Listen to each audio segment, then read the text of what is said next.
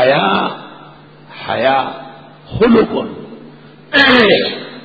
اس اخلاق کو کہتے ہیں یمنع عن ارتکاب المذموم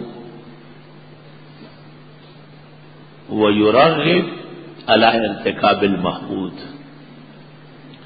خلق یبعث المرء علی ارتکاب المحمود ویمنعه عن المذموم.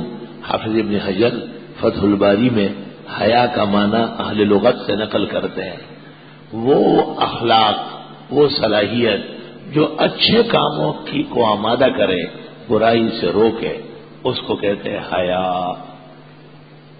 سبحان اللہ. الحیاء نصف الایمان.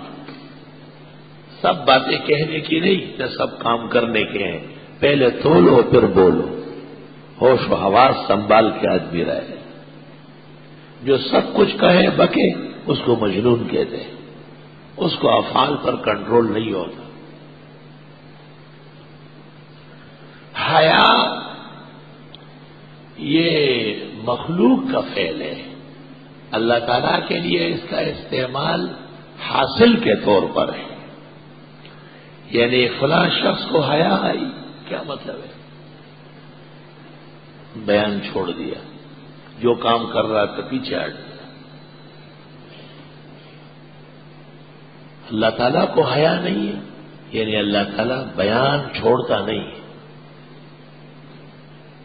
بیان جو کرنا چاہے اس سے پیچھے ہٹنے والا نہیں. اللہ اکبر و کبیرہ. اس کو کہتے ہیں، طالب علم اور سے بات سن لیں، اس کو کہتے ہیں مبدا اور معاد. حیا یہ مبدا ہے، اس کے نتیجے میں کام چھوڑنا نامناسب، یہ معاد ہے. مجدد نے کتاب لکھی، اس کا نام ہے مبدا و معاد. اس موضوع پر کتاب لکھی. یہ بہتر تعبیر ہے کہ ہم کہیں کہ ظاہر مراد نہیں ہے، نتائج مراد ہے. یہ ٹھیک نہیں ہے. ہر جگہ ظاہر سے پلٹنا مناسب نہیں. ٹھیک ہے ہم ظاہریہ نہیں ہیں، لیکن ہم حشویہ بھی نہیں ہیں کہ ہر جگہ ظواہر ترک کرتے ہیں. رسول اللہ صلی اللہ علیہ وسلم کو موسیٰ علیہ السلام نے 5 نمازیں رہ جانے کے بعد کہا ارجع الی ربک واسألہ التخفیف، اب بھی جاؤ کم کرا دو. آپ نے کہا سألت ربی حتی استحییت، اب مجھے حیا آتی ہے. کیا مطلب؟ نمازیں کلعدم ہو جائے گی، بالکل 5 بھی ختم ہو جائے گی، خالی ہاتھ جاؤں گا.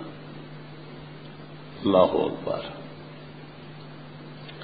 حدیث میں ہے جناب نبی کریم صلی اللہ علیہ وسلم کو ایسی حیا آتی تھی کل عذرا، جیسے کنواری لڑکی کے سامنے ماں باپ بھی شادی اور شادی والوں کی باتیں نہیں کرتے کہ لڑکی کا ذہن خراب نہ ہو جائے.